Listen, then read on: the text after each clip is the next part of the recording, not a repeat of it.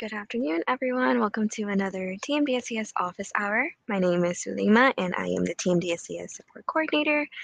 And so we'll be here for as long as you need us to be here to address any questions that you have about applying for the cycle for EY 2024, or if you have any questions about your application.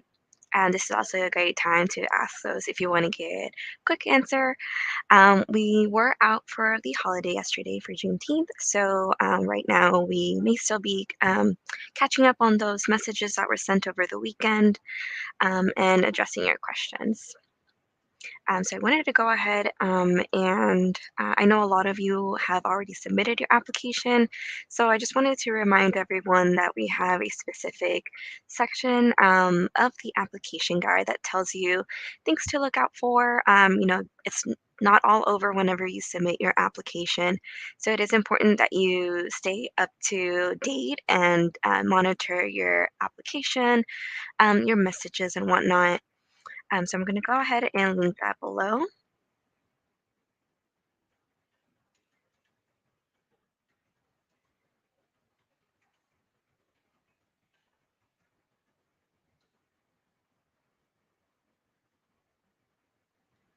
Okay, so again, this page will give you some information about communicating with TMDSES along the way throughout the rest of the cycle. We have information about processing. So I know a lot of y'all are curious whenever you submit your application, how long is it going to take to process your application and get it out to the schools? We have that information there. Information about letters, once your application is transmitted or sent to the schools, then at that point, you have access to a PCR, which is the prerequisite coursework report. It's very important that you take a look at that once it becomes available to you. It lets you know what courses were counted into your prereq areas. It lets you know if you have any hour deficiencies that you might need to take care of. And it's better to catch those on early in the cycle rather than at the end, right before you matriculate. But I did want to let you know that deficiencies are not a bad thing and they're not going to negatively affect you in your application review on the school's end whenever they get that. Information about secondaries, the Casper, what changes you can make after you submit your application. Remember that you cannot make any changes to activities or your essay, so it's very important that you review those sections before you submit because you cannot change those afterwards.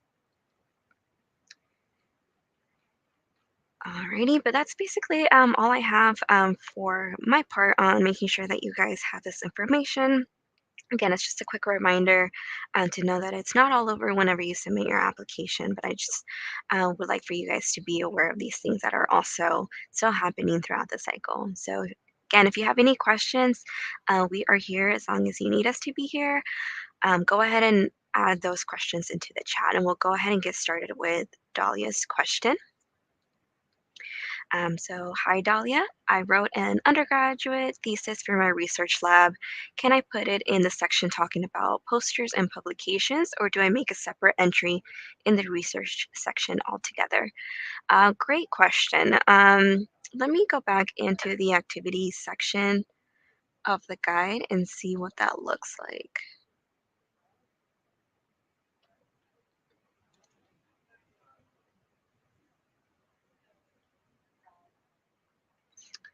Okay.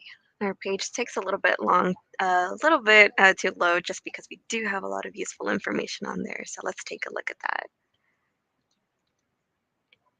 Okay, so for research activities, it says list any significant research activities, paid or volunteer, you have participated in since graduating high school. For veterinary applicants, this is the exception. You would have to list your activities since starting high school. So you include any publications that were submitted as well as published, abstracts, presentations, and posters. So yes, that would be something that you can list in your research activities. And everything else is kind of like more of the technical side that can be added. Additional records can be added by clicking the Add a Research Activity link if you need to keep on adding more research activities. So for your specific question, You can list this activity. It looks like you can list it under research activities. You want to be careful with making multiple entries for one activity. That is only allowed for specific um, categories, and that would be healthcare, employment, dental experience, and leadership. So for research, you have to list your activities only once, and just make sure that you don't make multiple entries of that same activity in that same category. Okay, we have a question from Alyssa. Hello, if you took a course in undergrad and then retook the class in postgrad years for a better grade, do you have to mark the postbac course as a retake? Yes, that's correct. So you would have to list the postbac as yes for last time taken, and no for last time taken for that first attempt that you had in undergrad. And I can go ahead and list or share the link to that specific part of the guide if you need additional information or if you just need to visually see what that instruction looks like.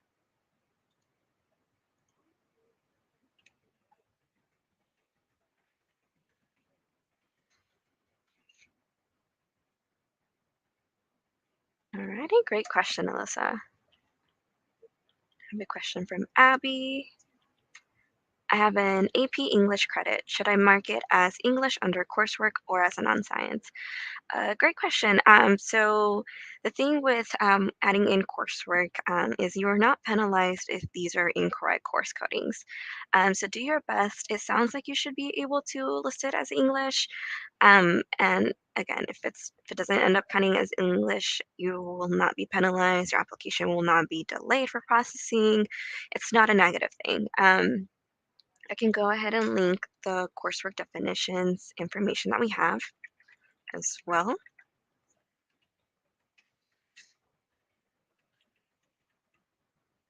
And this is the same page that our processing team looks at and refers to whenever they are processing those applications and just making sure that all your courses are entered in accurately. They use the same page to make sure that everything is listed as how it's supposed to. This is based upon the school's request. This is what they want us to follow. So it's not necessarily something that we are making up and because we want to be difficult, but this is something that the schools have provided for us to follow when reviewing and processing those courses. So I think you should be fine and listed as English, and just do your best with any of the other coursework definitions that you may have questions about or unsure. Just do your best. Again, you won't be penalized, and go ahead and use that resource that I link below to help you out.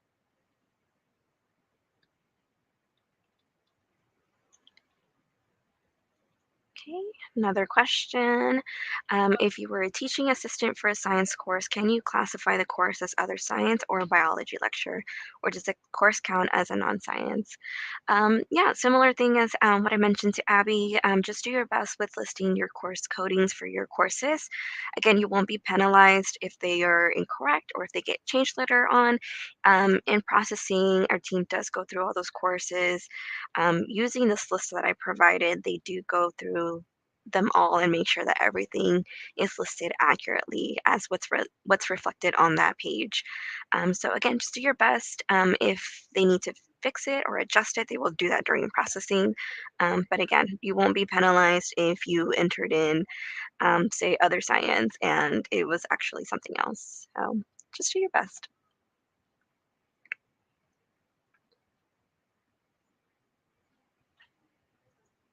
Alrighty. For the employment section, it says to enter this job for each period of time you held it. If I held the job for multiple periods, do I need to add an entry for each period? Great question. We get this asked over and over again with activities. This is in reference to the asynchronous activities. With these, it's going to be up to you to determine how you want to enter this activity as it is really only up to you since you're the expert in your activities and you know how long those were, what kind of breaks those look like, and how you want to best represent that in your application. So, the instructions that are in the guide for entering asynchronous activities, you essentially have two options. So, you can choose whichever one makes the most sense. The first option is to enter each instance individually. This is the best option if your role or activity changed over time. Just make sure that your description reflects the change in your role. So I'm assuming this is something like maybe you attended like a summer camp and helped lead a team of kids in activities, and then you did this another summer during your undergrad, and this time you were coordinating the leaders of those teams. So, in those cases, in that an example like that, you can list this twice. First as your first role, and then in your second role, and then just making sure that you only speak about the specific role in each of the sections. So don't copy and paste your descriptions. The other option that you have is to enter the activity once. So this is the best option if the breaks in the activity were short, such as having a winter or summer break as a peer tutor. That's the activity that example that is listed. And you want to make sure that you don't overinflate your hours. So just do your best, which whichever option seems the best fit for your activity. And then just the important thing is that you don't um, overinflate your hours. It's the most um, or the best piece of advice that I've seen schools give to applicants. And I did want to mention that the schools have provided some kind of guidance with what they want to see in those activities, the descriptions, the format of those descriptions, and it's a lot of great and useful information. So we do have those school panels available on our YouTube channel. So the Texas Health Education Service YouTube page. Um, for those of you who haven't seen them, I'll just go ahead and list our YouTube link again. And those are going to be listed at the top where it says entry year 2024 videos. And those are going to be two from medical, one from dental. And again, this is coming directly from the schools. And so they're giving great insights as to what they want to see in those areas.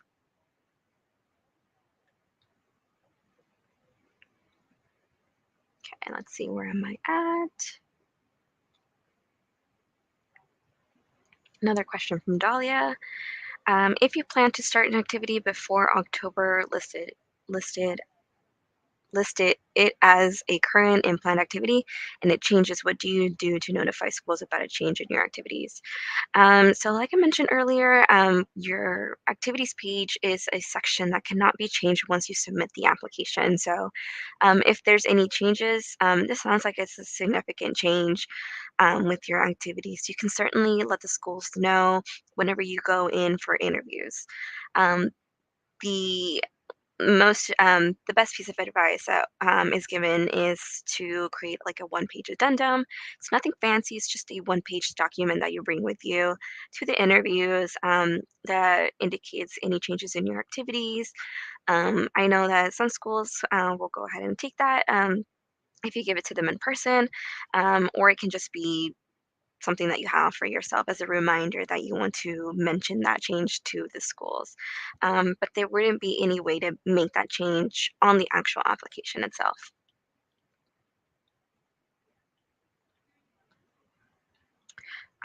Allison, I think I addressed this question, but if not, let me know.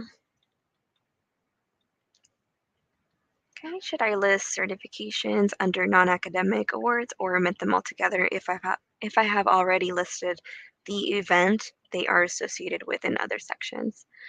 Um, I guess this part would depend. So it sounds like this is not a certification that you received in school. So other certifications that you received that were not part of like your school or in your academic setting, you can certainly list them under non-academic awards. That seems like the most appropriate category besides academic awards. And regarding to if they should be omitted or not, I think because this is a certification, it might be beneficial to go ahead and list it as well, even though it was part of an event that you had also previously talked about. Because in this particular scenario, you also received a certification, and I think it would benefit you to list it in your activities so that the schools know that you have other things that you can bring to the table as well.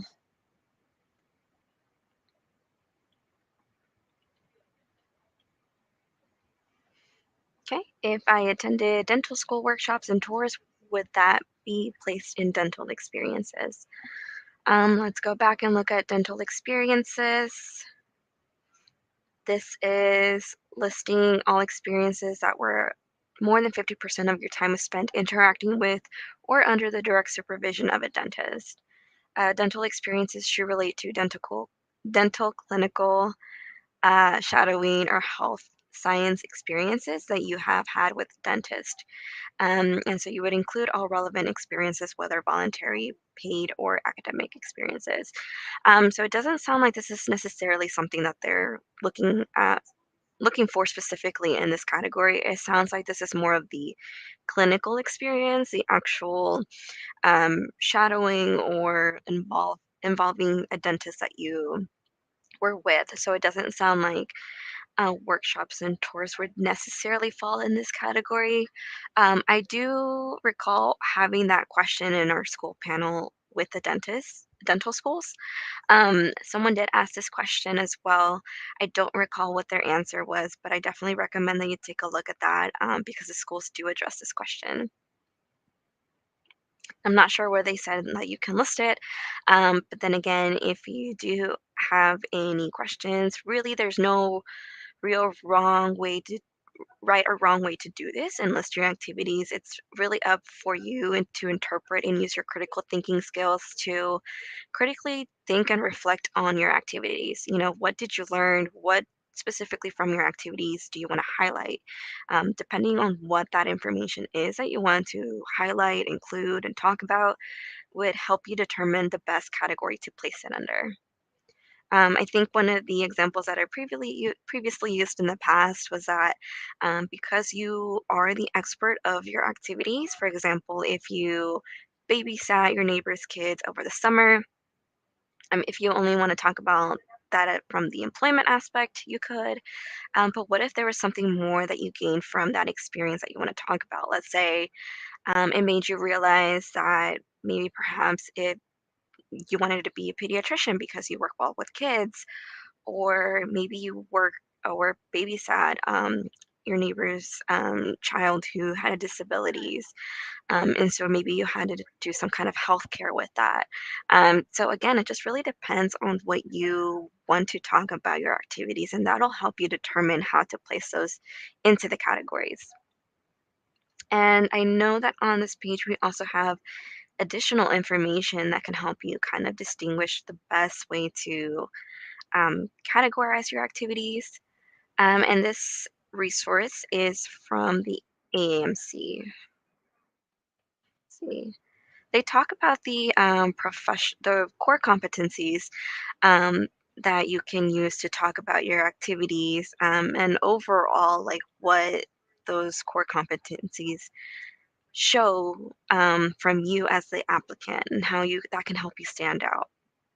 So some of the core competencies that schools look for could be for service, social skills, cultural competence, teamwork, oral communication, ethical responsibility to self and others, and so many more options. There's resilience and adaptability. Sorry.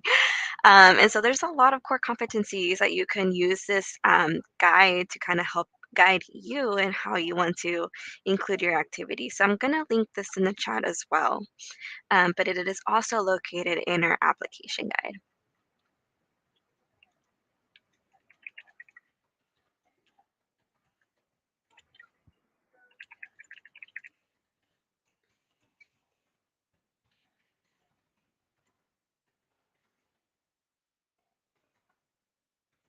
And I know that the AEMC is specifically for medical applicants, but you can even use this resource too as a dental, podiatry, or veterinary applicant as well.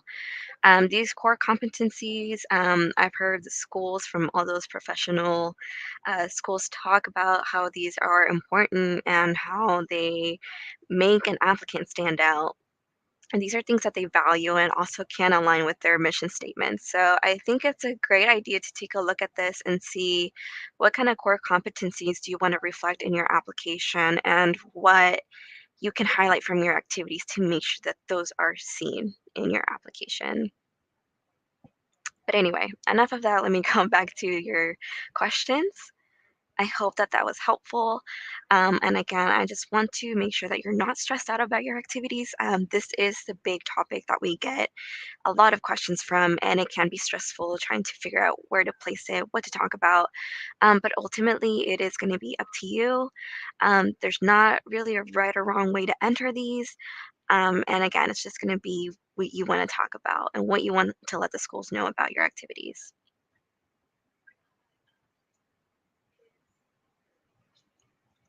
All right, Alyssa.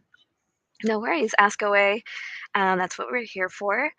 I went to a UC in California that used quarter system. Our classes were in units.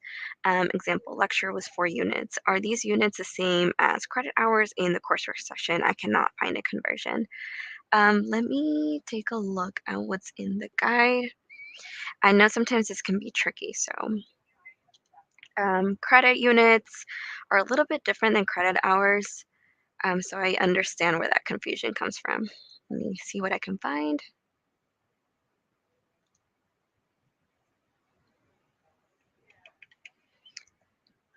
All right, let's see.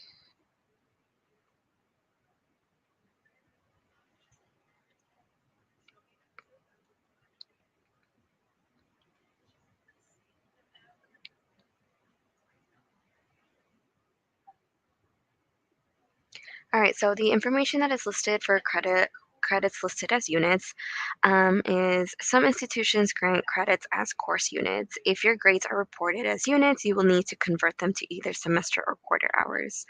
The back of your transcript should have a conversion. Looks like you cannot find that conversion, so let's keep looking. Um, if not, contact your registrar for that conversion. So that would be step number one is to see if you can contact your registrar's office to see what kind of conversion that they have for your courses. Let's see. And if most of your lecture hours are between 3 to 5 hours, your school likely does not use conversions, and you can enter those hours as they appear in your transcript. Um, so that's I'm not really familiar with that part of the section of the application with coursework. So unfortunately, that's all the information that I can provide that is based on what's in the guide. But this is a great question, Alyssa. So why don't you send a message in your TMDSAS application portal? That way, a team member can get to your question, take a look at it, take a look at your coursework that you have entered so far into your application, and be able to give you better guidance as to what to do for those credit units. But in the meantime, I think it would be a great idea if you contacted your registrar's office just to see if they have that information available to you. Okay. Clarification question about the thesis. Do I quickly mention it in my research activity or can it be described in detail under the poster publication question? Great question. I think I will have to log into my test application to take a look at that section. So I don't recall what it looks like right now.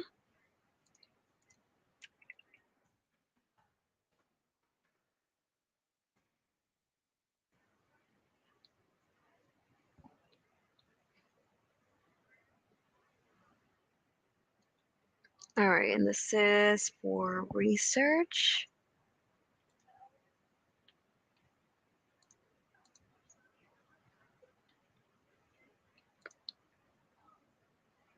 Oh, I see. Yes, there is another box that pops up whenever you indicate yes to the question. Did this research result in any publications, posters, or presentations?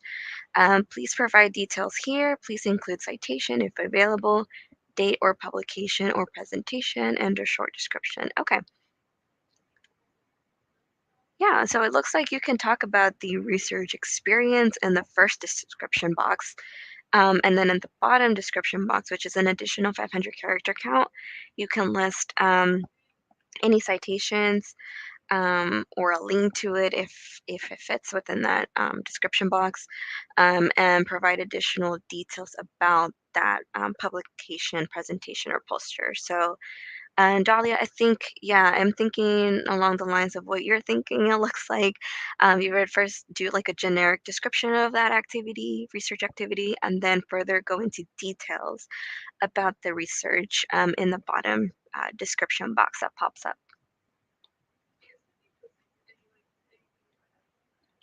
All right, let's see. Question from Mohammed.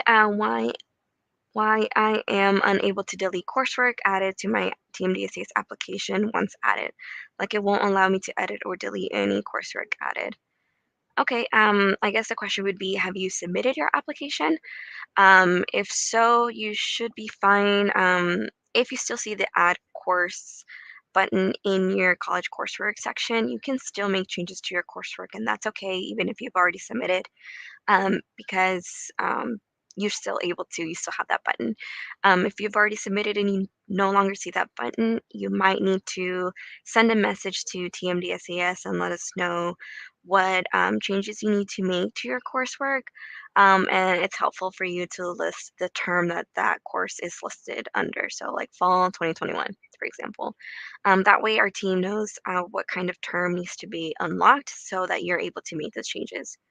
If you haven't submitted your application yet, you're still working on it, you can click on edit. That should be a link. You might have to do, let's see, let's go to college coursework. You should be able to make the changes, but if you're not, are you receiving like an error message?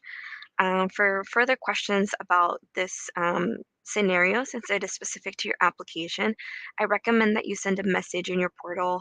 Um, Anytime that you send a message that is directly connected to your application, and it will allow any of our team members to take a look at the application itself to provide better guidance. So, um, yeah, I would say if you have any further questions about this, send us a message so we can have someone take a look at it specifically.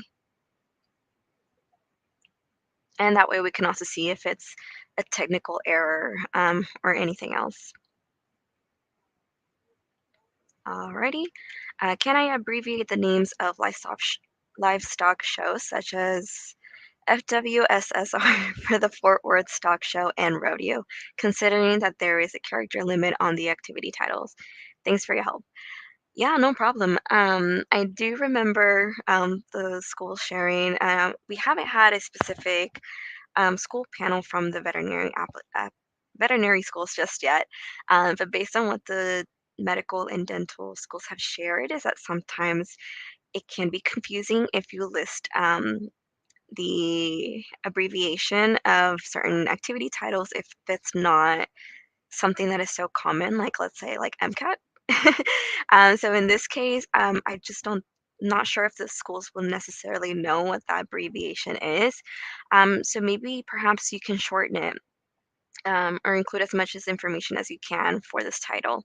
I'm thinking something like Fort Worth. You can list it as FT period Worth, stock show and rodeo. Maybe try if you can do that. But I don't think FWSSR will fully encompass the name or the idea of what this activity is. It might be confusing for the schools. So, yes, try to do your best. See if you can try FT.worth for your title. Alrighty. Alyssa or Allison, yeah, no problem, of course, and thank you for asking your questions. I'm glad that we have that additional resource to provide for you guys, for you all to see, and it comes directly from the school, so I hope it is helpful for y'all. see. Where can we see the PCR report after application submission? Great question. So the report will be available to you once the application has been sent to the schools or transmitted. That will be the only time that you will have access to that. So if you only just submitted your application, just be patient. You have to have your application transmitted to the schools. You will know once this happens because you will receive a message from our team letting you know, congratulations, your application has been transmitted. You'll see this message in your portal, in your inbox, and you typically do get email notifications when you have a new message in your portal. So once you see that message, then that's whenever you'll be able to see that PCR report. All right, Alyssa. Yeah, of course. Have a great day, you as well. Alrighty, so you haven't submitted it yet. Yes, okay. It looks like it's best for you to go ahead and send that message so we can have a team member take a look at your application. Question from Erica. Hello. Are pass-fail credits accepted for science prerequisite courses taken during the pandemic year? Yes, that is correct. In fact, I'll even link the information that we have about those education requirements and the schools accepting pass-fail for those terms specifically. So go ahead and list this here. Pass-fail during COVID.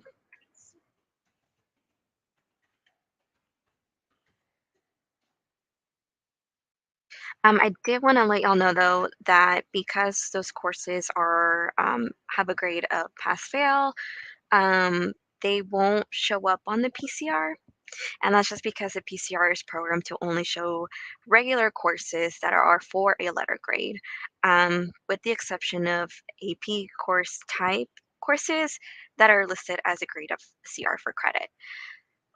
So just be mindful that even though those pandemic courses that we're taking for pass fail grade won't be showing up on your PCR once you have it available to you, if it is coded as a prerequisite, so let's say it is in your college coursework, it says that course is a biology lab for grade of pass, your schools will have access to that page as well and will be able to see that you did fulfill that requirement, even though it's not going to show up on your PCR and potentially look like you have a deficiency. So just uh, notice to or note on that in case that ever, if you once you get to that part of the cycle when your application has been transmitted and you can view your PCR, just be mindful that that might not show up or that won't show up on your PCR. Um, but it's not the end of the world. And the schools know this because they all agreed to these exceptions during that time of the of uncertainty during COVID-19 and those terms specifically. So they know to look out for these courses. And yeah, thank you. Yeah, no problem. All right. Let's see. My name is I'm gonna say uh, Owen, Madison. Sorry about that. My name can be complicated too sometime, and that's okay. Just all right. Let's see. How can I input grades for dual credit or CLEP courses? My transcript says TA for my dual credit courses, but it also says 4.0 for my grade that semester. Okay, let's see. So dual credit courses. Dual credit courses, you're actually going to want to look at the official transcript from that community college that gave you the credit for those dual credit courses. So it is best to take a look at that official transcript and not your main institution because it won't give you that's transfer credit.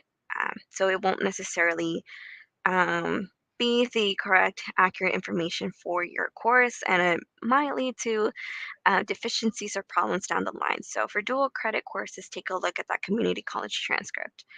And I'll also provide the link to that information below.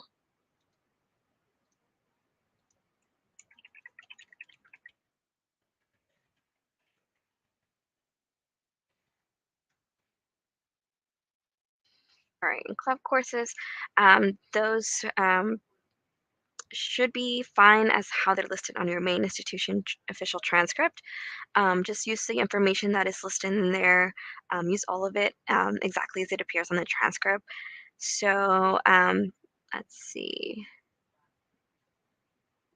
Yeah, I'm not sure what your grade would be for club. I'm not sure if that's the same, or how that grade shows up, but with the club courses, the course type would be club, pre-freshman, it looks like, and then just use the information that's on the official transcript to list it exactly as it appears on there. And then with dual credit courses, those would be based on what's listed on your official community college transcript. I hope that helps. But if not, send us a message in your portal and we'll get to it to better address that for you. And follow up is, how can I ask if one of my courses fits the parameters for the accepted course if I took a different one from one that is listed? I'm assuming this is referring to the course listings and what is on there. Again, just do your best with listing your course areas for all your courses. You won't be penalized if those are incorrect or if those need to be adjusted later on in the cycle. And just do your best. That link is provided in the chat below. And again, if you do have specific questions about your application, then you can go ahead and send that in your portal. Alrighty. Great questions, you guys. Keep those coming, 'cause we'll be here as long as you need us to be here. Question from Lena. Or Lana, I understand that if I have an activity planned for the summer, I would put that under current activities. But would I just estimate my hours for these activities? Yes, that is correct. So you would list the hours that you have up to this point and those that you anticipate to complete by October, the end of October. So yes, you would have to estimate those hours. Question from May. If I have a W withdraw incomplete due to medical reasons, what do I put for the course grade? W or I? Great question. You can list this as W because I believe that's the closest grade that we have in our application, um, that would best encompass this grade for this course. Right. I TA'd first class and was enrolled in a course called Supervised Reading. In order to TA, what course category would this fit under? Um, Again, just do your best. This is regarding course area. Go ahead and do your best with listing the course area that best fits this course. Again, you won't be penalized if it's incorrect, but just do your best. And if needed, it'll get adjusted during processing. It won't be an issue at all. Well, it looks like we reached the end of the questions, you guys. Thank you all so much for joining us. Your question was probably someone else's question, so thank you all for entering that question into the chat. Happy to be here to answer those questions. I hope that was helpful. I hope that that brought some clarity, a little bit of reassurance, so there's less stress, hopefully, in your process of applying and entering this information into your application. Again, we'll be here every week, Tuesdays from 1 to 2 p.m. So we'll see you guys next time, next week, for another session of office hours. And in the meantime, if you have any questions, feel free to send those in your TMDSA's application portal instant messaging feature. All right. Well, I'll see you guys next week. Thank you all. Bye.